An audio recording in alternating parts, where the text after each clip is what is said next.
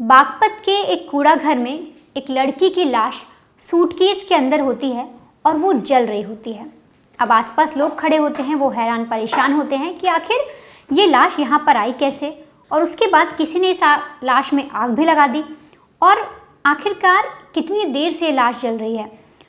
लोगों को कुछ समझ नहीं आता, इसके लिए वो लोग फ़ौरन पुलिस को इत्तला करते हैं। दरअसल 2 नवंबर सुबह 8 बजे सिसाना गांव के लोग देखते हैं कि कूड़ा घर में एक सूटकेस है, वहाँ बहुत बुरी तरीके से वो जल रहा है। जब लोग करीब जाते हैं तो देखते हैं कि एक लड़की की लाश उसके अंदर पड़ी है। अब पुलिस को बुलाया जाता है। पुलिस मौके पर पहुंचती है तो सबसे पहले पुलिस जो आग जल रही थी उसे बुझाती है और देखती है कि लड़की की जो बॉडी है वो पूरी तरीके से जली नहीं है, यानी अभी कुछ पुलिस पता लगा सकती है कि आखिर वो कौन है, उसका चेहरा भी पूरी तरीके से जला नहीं है। तो सबसे पहले पुलिस जो तस्वीरें हैं वो लेती है, उन्हें सर्कुलेट करती है, सोशल मीडिया के ज़रिए पता लगाने की कोशिश करती है और तो और फॉरेंसिक टीम को भी जांच के लिए बुला लिया जाता है। अब लगातार पहचान करने की कोशिश की जा रही होती है कि ये लड़की कौन है। तभी एक लड़का पुलिस स्टेशन पहुंचता है, नाम है उसका संदीप। वो पुलिस स्टेशन जाकर बताता है कि आपने एक लड़की की आप लोग शिनाख्त कर रहे हैं। दरअसल वो मेरी चचेरी बहन है जिसका नाम मनीषा है, यानी मिनी। पुलिस उससे पूछताछ करती है कि तुम इतने दावे के साथ कैसे कह सकते हो। तो वो लड़का बताता है, देखिए सोशल मीडिया के ज़रिए आप लोग पता लगा रहे थे, साथ ही साथ मैंने देखा कि आपने बहुत सारी जो तस्वीरें सर्कुलेट की हैं जिसमें ये पता लगा गुमशुदगी की तलाश के लिए आपने कुछ सर्कुलेट करवाया है, जिसमें जो तस्वीर है वो मेरी चचेरी बहन की है और जो लाश है वो मैं देखकर बता सकता हूँ कि वो कौन है। अब उस जो लाश मिलती है उस लड़की के हाथ में कंगन भी होता है, तो संदीप वो देखकर पहचान लेता है। वो बोलता है कि आप ये पक्के तौर पर मेरी बहन है, ये मेरे चाचा जी की लड़की है, इसका नाम मनीषा ही है। और मनीषा मैं इसलिए कह रहा हूँ कि वो मनीषा है क्योंकि अपने घर से 1 तारीख से मनीषा गायब भी है। आखिरी बार 31 अक्टूबर को उससे बात हुई थी, उसका अपने भाई मनीष से झगड़ा हुआ था और उसके बाद से वो गायब है 1 नवंबर से, इसलिए ये लाश हो ना हो उसी की है। अब पुलिस को ये पता लग चुका था कि आखिर लड़की कौन है और उसके बारे में बताता है कि देखिए जो उसके पिताजी हैं वो साल 2011 में उनकी मौत हो गई। साथ ही साथ जो दादाजी हैं इन दोनों के, यानी संदीप और मनीषा के, वो एक समय पर प्रधान रह चुके हैं और इनकी जो फैमिली है वो नोएडा की रहने वाली है। और नोएडा में जो मनीषा के दादाजी हैं वो एक समय में प्रधान थे और पिताजी की मौत हो गई है। जो लड़की है वो अपने भाई और भाभी के साथ रहती है। साथ ही साथ जो मनीषा है वो एक प्राइवेट कंपनी में जॉब भी किया करती थी, अपनी ज़िंदगी ठीक से जी रही थी। लेकिन ये सब किसने किया संदीप ये नहीं बताता कि उसे किस पर शक है। अगर पुलिस जब उससे पूछती है तो संदीप ये भी नहीं बताता, कहता देखिए शक तो मैं नहीं बोल सकता, लेकिन जब कई बार इसके ऑफिस से कॉल आया कि ऐसा ऐसा है, क्योंकि इसने मेरा नंबर दे रखा था, और कई बार जब कॉल आया तो मुझे लगा कि आखिर जा कहाँ सकती है। मैंने घर पर पूछा, जो भाभी शिखा है उससे पूछा, जो इसका सगा भाई मनीष है उससे भी पूछा, तो ये लोग बोलते हैं कि वो कहीं चली गई है, किसी से बात नहीं कर रही है। बहुत ज़्यादा पूछने पर बता रहे हैं कि वो अपने किसी एक दोस्त, जो उसका लड़का दोस्त था, उसके साथ भाग गई है। अब जब लाश मिली तो अब मुझे समझ नहीं आ रहा कि मैं उनकी बात पर यकीन क्यों कर रहा था। पुलिस को लगता है कि हो ना हो जो मनीषा है उसके भाई और उसकी भाभी को इन्वेस्टिगेट करना चाहिए। अब उससे जब पूछताछ की जाती है दोनों से, शिखा और मनीष से, तो वो बताते हैं कि देखिए हमारी बहन किसी लड़के के साथ भागी थी, हमें उसके बारे में कुछ खास पता नहीं है। थोड़ी सी हमारी लड़ाई ज़रूर हुई थी, लेकिन क्या क्यों गई, किसने उसके साथ ऐसा किया, इस बारे में हमें कोई डिटेल नहीं है। और वो लोग बहुत रोते भी हैं इस तरीके से कि सामने वाले को लगे कि हाँ जो भाई है वो अपनी बहन के लिए परेशान है, जो भाभी है वो अपनी ननद के लिए बहुत परेशान है।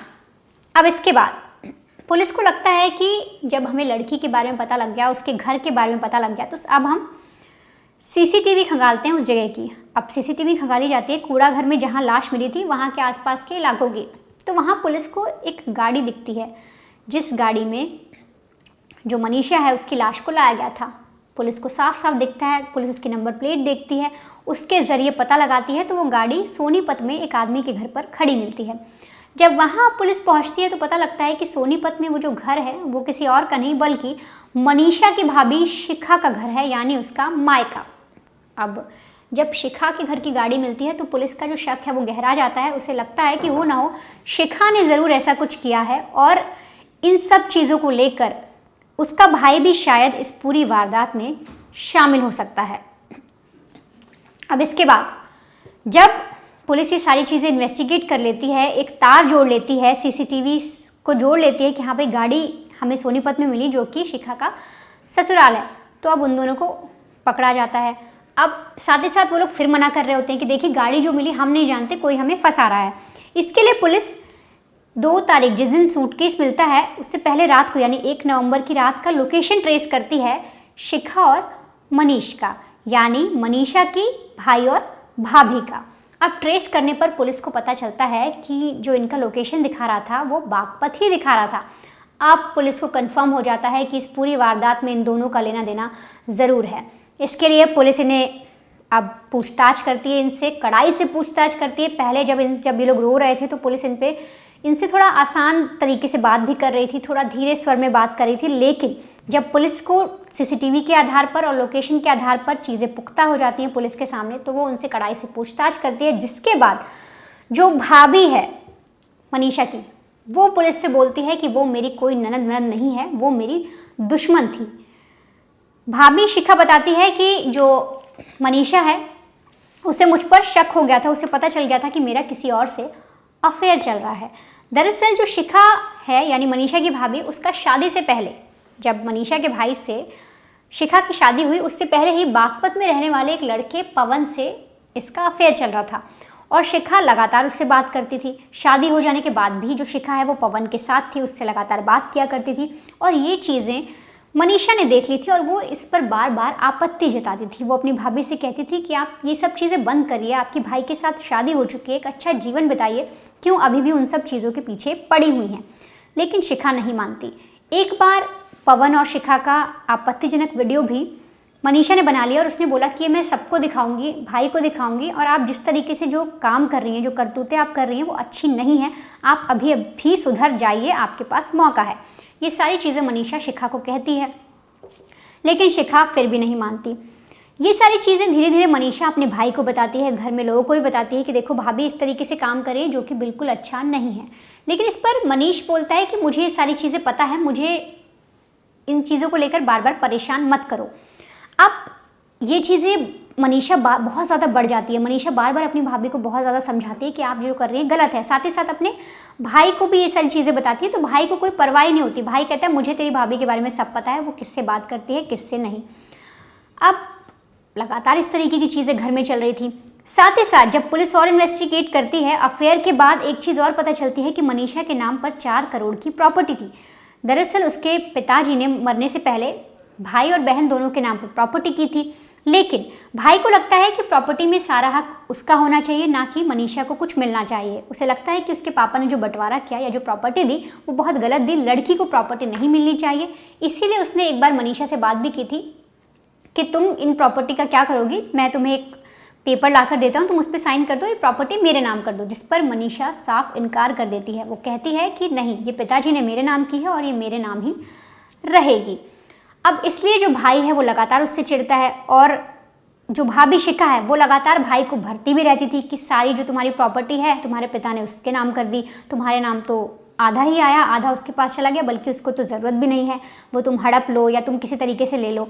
तो ये सब चीज़ों से मनीष का दिमाग भी खराब हो रहा था। वो अपनी बहन के प्रति नफरत उसके मन में पैदा हो गई थी और वो किसी भी तरीके से चाहता था कि वो प्रॉपर्टी उसे मिल जाए।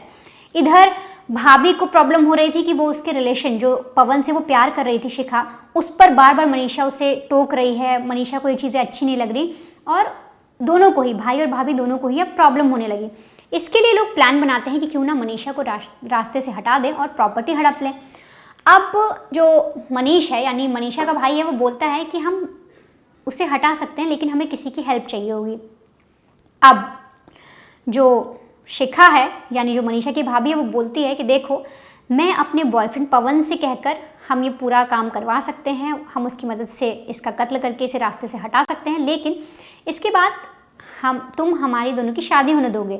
और इसके लिए मनीष मान जाता है कि ठीक है, अगर मुझे प्रॉपर्टी सारी मिल जाएगी तो तुम चाहो तो पवन से दूसरी शादी कर सकती हो। और प्लान के तहत ये लोग जिस दिन मनीषा घर पे होती है 1 तारीख को, उस दिन प्लान के तहत पवन को बुलाते हैं, क्योंकि भाभी को पता था कि जैसे ही पवन घर पर आएगा मनीषा तिलमिलाएगी, गुस्सा करेगी, नोक झोंक होगी और उसी में हम उसे मार देंगे। और ठीक वैसा ही होता है। पवन घर पर आता है, मनीषा को चीज़ें बुरी लगती हैं, वो अपने भाई से बोलती हैं कि आप कैसे कंट्रोल कर रहे हैं, भाभी किसी और मर्द को घर पे बुला रही है, ये सब चीज़ें ठीक नहीं है।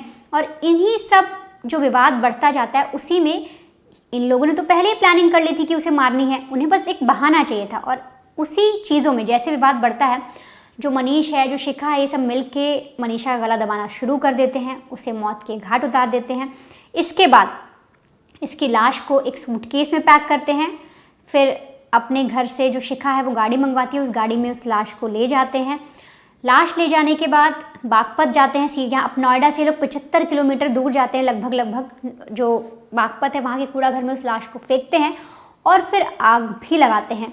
और जो आग है वो पूरी तरीके से लग नहीं पाती, धीरे धीरे बॉडी जल रही होती है, और जिस वजह से पुलिस को जो लाश है वो पूरी जली हुई नहीं मिलती, जिससे पुलिस इस पूरे केस को आसानी से सुलझा लेती है।